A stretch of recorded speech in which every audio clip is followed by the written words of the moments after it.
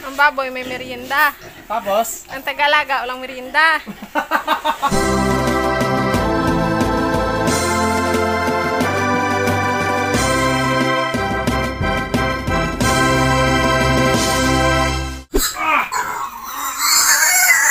Ito guys, magandang likod, lapad. Mga ka-farmers, magandang araw po sa ating lahat.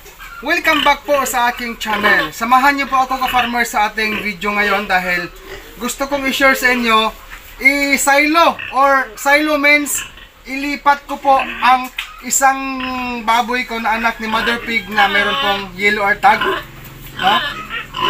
Dito sa pito sila guys. Halika. Dito. Pasensya na ha. Hindi po ako gumamit ng mic kasi nalubat po ang camera nyo doon ni Dodong. Nalubat rin po aking microphone lapel kaya ibang camera gamit natin ngayon ha. Isang tabi ko muna tong hagdanan. Hagdanan! Hagdanan para sa bubong. Yan. Dito ka farmers, pito kasi to dito. So ang maliit dito, ang bunso, itong merong letter T na pintil pen. Ibig sabihin transfer, no? I-transfer ko siya doon sa apat. Then susubukan nating same as usual sa dati kong ginagawa. Pag bagong lipat or bagong magkakasama yung mga baboy sa magkakaibang inahin or sa magkakaibang division, suka ang akin pong nilalagay sa kanila pong mouth, no? Sa tabi ko muna. Before we continue, thank you in advance po sa inyong support kay Dodong Villaran dito po sa aking YouTube channel. Kunin ko lang muna guys ang ano ha. Ang waste. Ha? Kasi nagwe-waste oh. Pasintabi lang ho. Ay Diki, istog. Tabi ka muna ha. Ay, tabi.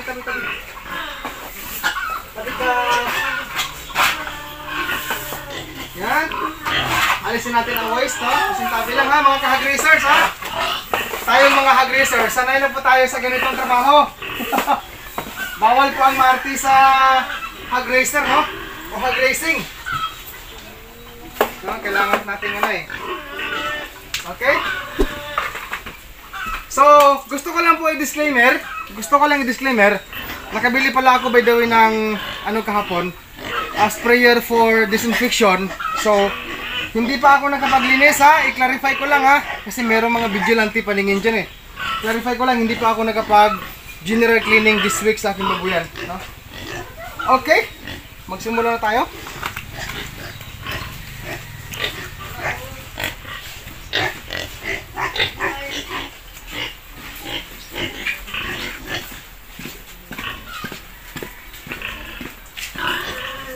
Pero kahapon ka farmers, kahapon po, nag-spray ako sa paligid. Gamit ang aking bagong sprayer na nilagyan natin ng Microban GT at Major D, no? Sa paligid. Yan, disclaimer tayo ulit. Ha? Ito po ay akin lamang na desisyon. Excuse me, Dicky! Ay, hindi. Nakikipag-usap guys, oh. Ay! Padaanin mo ako! Ang lapad ng likod ka farmers, oh! Ay! Nagipaglaro, malapad likod, oh! Ang laki na guys, oh! Op! Sandali. Dito, natin natin. Ay! Oh, dali, maglaro tayo! Ay! Ikaw talaga makulit. Hindi. Sana ba yun? Sana.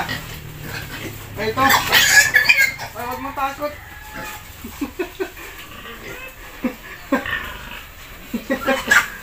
Akala nila paliguan ko na sila eh.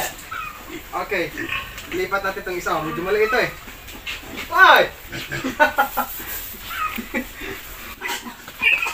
Ah!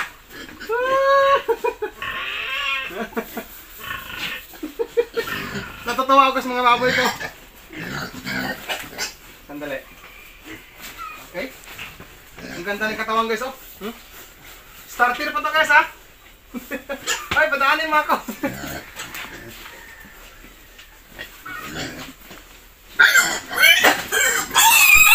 Up. lang ha, relax. Kung buksan mo kayo. Ang problema pag binuksan ko to, Lahat sila magtakbuhan doon. ayun, lahat sila makakapasok.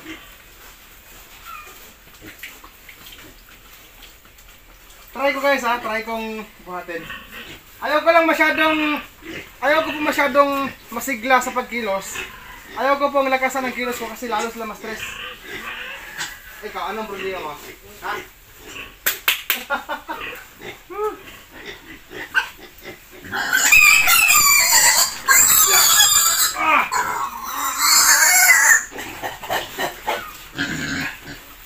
Kailangan ko sila ilipat ka farmers. Yung isa na yan. Kasi nga, medyo masikip dito eh. Ay, lalabas na ako. Lagyan mo na yung suka yung kabila. Sandali. Okay. Bang tayo. Lahat sila lagyan mo. Dahil tinataming ko kasi Ah. siya ay nangingilala pa lang sa kanyang Vicky, come on, behave lang, behave. Behave.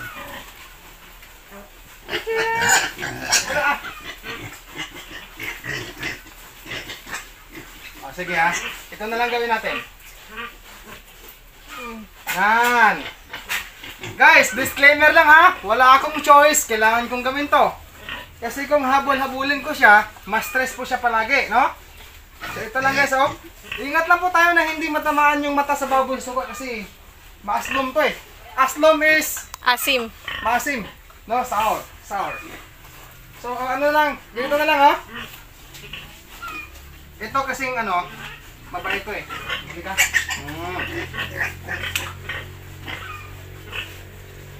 Ayan, kumakain. Kumakain siya ng feeds. Ayan natin. Oy, kadali. At suka yung inano niya. Suka ang kinakain niya. Ayun. Para mag-aamoy-amoy sila, no? Assuming, maiisip nila magkakapatid sila. Ano na? Ayos na? Mas na natin? Magkasing-laki sila, oh. 2 weeks ang pagitan, no? 12 days. 12 days. Aliguan natin diretso. No? Sige. So ngayon, lalabas ako para hindi na makabalik sa loob ng kulungan. Sige. Paanda rin ko, Pam. Pwede man. So yan guys, pinapaandar ko lang ang aming pong water pump doon sa aming supplyan sa tubig, no? Yan, ang mga baboy ko ngayon ka-farmers ay 42 days na po simula sa pagwalay ko sa kanila noon sa edad na 28 days old na pagwalay. So patuloy pong silang kumakain ng starter feeds, no? Ganda guys, oh. Lapad ng katawan, no? Yung likod, ayun na. Mandar na. Okay. So paliguan natin ka-farmers. Yan. Paliguan natin para magkaroon ng magandang pakiramdam ang baboy, no? Yan. So nag-decide po ako ka-farmers na itong merong letter T sulat pentel pen. Ayan, oh. Yan. Nilipat ko na lang siya dito sa tatlong baboy na to. Kasi nga maluwag-luwag dito eh. Samantala sa kabila po ay doon. Medyo malaki na rin. So para lumuwag-luwag sila doon. Kasi pag dating ng grower to finisher age, nako, magutok sila guys. Dali. Lapit ka, Dick. Hoy. Lumayo tuloy. Ayan.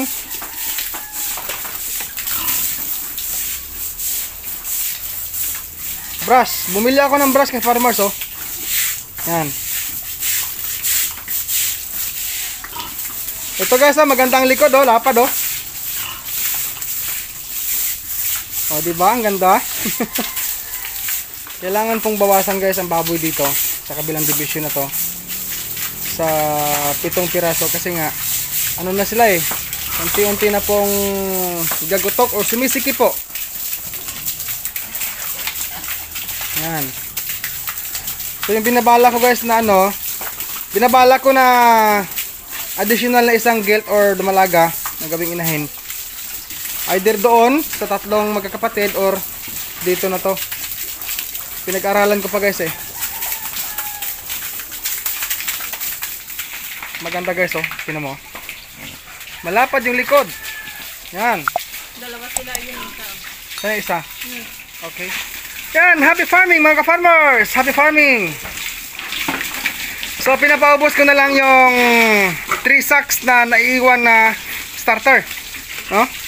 Pinapaubos ko na lang dahil para pag naubos nila yung ano guys, yung 3 sacks na starter. Dito guys, oh. Ito po, oh. Yan, ito po ay Pigrolac Premium Hog Starter Feeds. No? 1, 2, 3. Pag naubos to, tayo po ay mag-shift na sa grower. Okay? Bago tayo magtapos na farmers, bigyan natin ng feeds ang baboy para manahimik ha. Dali.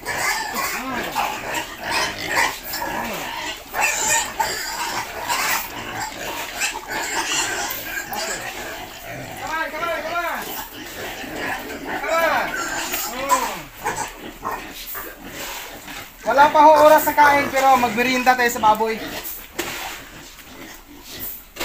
Ang baboy may merienda. Tapos? Ang tagalaga walang merienda. Ang baboy may merienda. Tapos? Ang tagalaga walang merienda. Pagkatapos dito maligo tayo ulit, no? Kasi lagi tayong nililigo pag nasa babuyan tayo bago nagpunta sa babuyan. Tapos dito maligo ulit, bibili ng merienda. Ayan. Okay, Ayan. Ayan. Ka-farmers, maraming salamat po for watching this video. God bless po sa ating lahat and peace out everyone. Happy farming!